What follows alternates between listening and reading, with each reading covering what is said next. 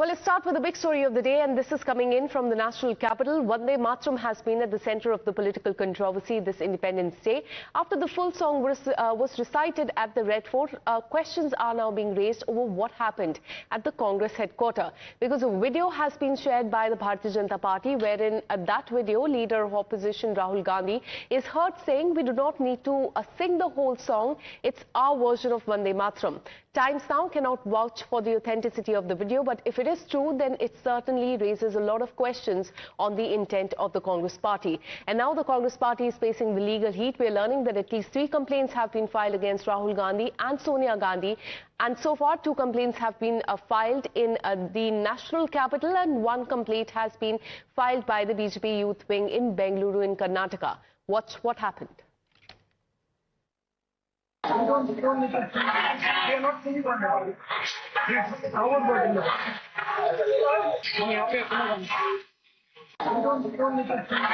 are not singing on it. It's our burden. And these actions have drawn strong condemnation from the Bharatiya Janata Party and the Union Home Minister Amit Shah no less. Amit Shah has demanded the Congress party's apology and has called this a display of the vote bank politics. He has also said that the people of the country will never forgive the Congress party for this. Listen in. Congress ने वंदे मातरम को भुला दिया था। Vote bank की लालच में कांग्रेस ने वंदे मातरम को भुला दिया था। 150वां साल है वंदे मातरम के प्रागट्य का। हमने लाल किले की प्राचीर से मोदी जी ने वंदे मातरम को फिर से एक नया आयुष्य देने का काम किया है। और इनकी निर्लज्जता देखिए, कांग्रेस पार्टी के मुख्यालय पर वंदे मातरम का गान हो रहा था। चालू गान में कांग्रेस की नेत्री सोनिया जी ने कांग्रेस अध्यक्ष को गान रोकने का कहा। हम सब टीवी पर देखते रह गए। कांग्रेसियों को शर्म आनी चाहिए, और जरा भी शर्म बची है तो 2 हाथ जोड़कर बंकिम बाबू की अमर आत्मा से और देश की जनता से माफी मांगनी चाहिए। And meanwhile, a descendant of Bankim Chandra Chatterjee, the man behind India's national song, has now written a letter to Sonia Gandhi seeking an explanation for her actions on the Independence Day. He has said that not merely unfortunate but a shameless repetition of the historical mistake. Bengal Chief Minister Suvendu Adhikari has also echoed the sentiment and called this an insult to the people of West Bengal and the heroes as well. Watch this. The party on its part has tried to douse the fire but has not been able to unite in the defense. Some in the Congress party have said that Sonia Gandhi only asked for a chair for Mallikarjun Kharge, and others say that leadership decided on singing only 2 paragraphs. And then you had KC Venugopal of the Congress party who said that it was only a communication issue. So what really happened there at the Congress headquarters? Listen in to the various reactions coming in from the Congress party. रोकने का कोई प्रयास नहीं था, कोई रोकने का प्रयास नहीं था, क्योंकि लंबे समय से कांग्रेस अध्यक्ष खड़े हुए थे। सोनिया जी कह रही थी उनके लिए कुर्सी लाके रख दो, बस। वीडियो का और वंदे मातरम का कतई दूर दूर तक संबंध नहीं। खड़गे जी की उम्र देखते हुए और उनको खड़े रहने की जो दिक्कत है उसको दूर करने के लिए वहां कुर्सी की प्रबंध क्यों नहीं किया, इस बारे में सोनिया जी बोलते हुए नजर आ रहे। वंदे मातरम को लेकर कोई विवाद नहीं था, बल्कि वो सिर्फ मल्लिकार्जुन जी जो कांग्रेस के राष्ट्रीय अध्यक्ष हैं, वो पिछले 15 मिनट से वहाँ पर खड़े थे वो, और धूप काफ़ी सख्त थी, गर्मी थी, और उनके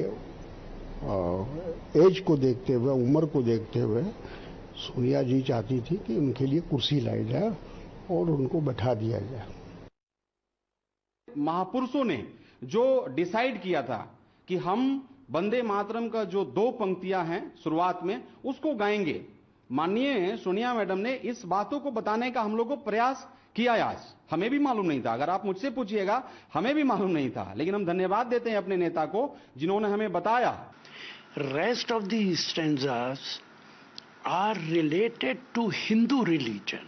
Bharatiya Janata Party has playing with the sentiments of Muslim community and Christian community. इनका वंदे मातरम को विरोध था और आज वंदे मातरम की बात करते हैं। वो पूरा वंदे मातरम वो जानबूझ के लोगों को ठेस पहुंचाने के लिए करते हैं।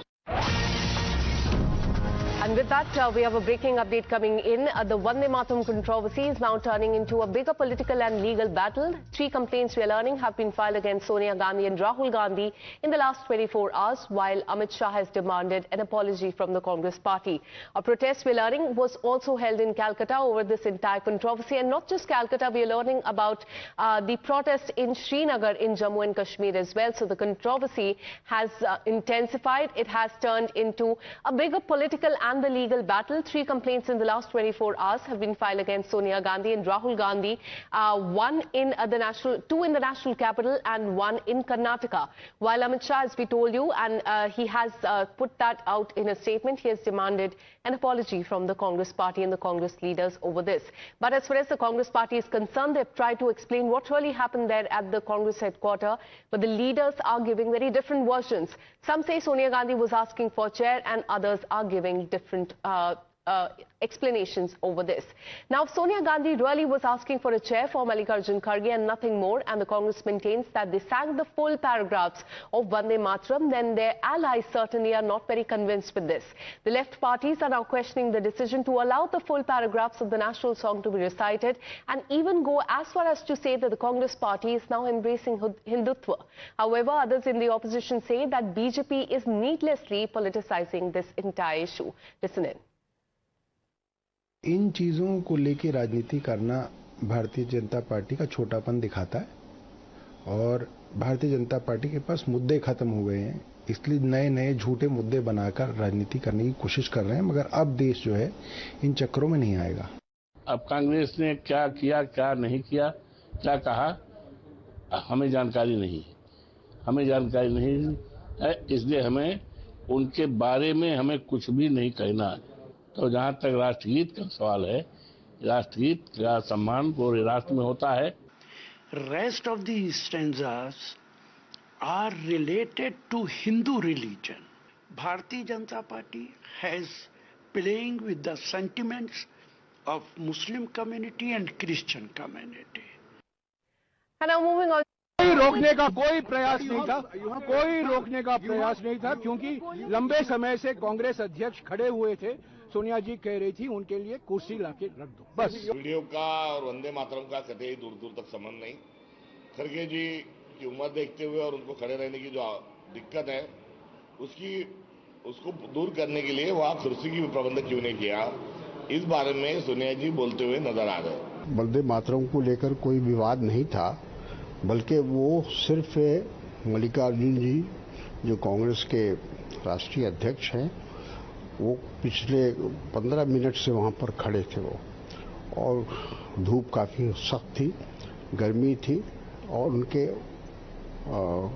एज को देखते हुए, उम्र को देखते हुए सोनिया जी चाहती थी कि उनके लिए कुर्सी लाई जाए और उनको बैठा दिया जाए। महापुरुषों ने जो डिसाइड किया था कि हम वंदे मातरम का जो 2 पंक्तियां हैं शुरुआत में उसको गाएंगे, माननीय सोनिया मैडम ने इस बातों को बताने का हम लोगों को प्रयास किया। आज हमें भी मालूम नहीं था, अगर आप मुझसे पूछिएगा हमें भी मालूम नहीं था, लेकिन हम धन्यवाद देते हैं अपने नेता को जिन्होंने हमें बताया।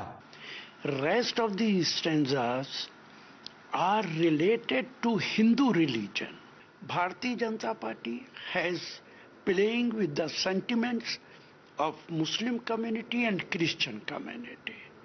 इनका वंदे मातरम को विरोध था और आज वंदे मातरम की बात करते हैं। वो पूरा वंदे मातरम वो जानबूझ के लोगों को ठेस पहुंचाने के लिए करते हैं।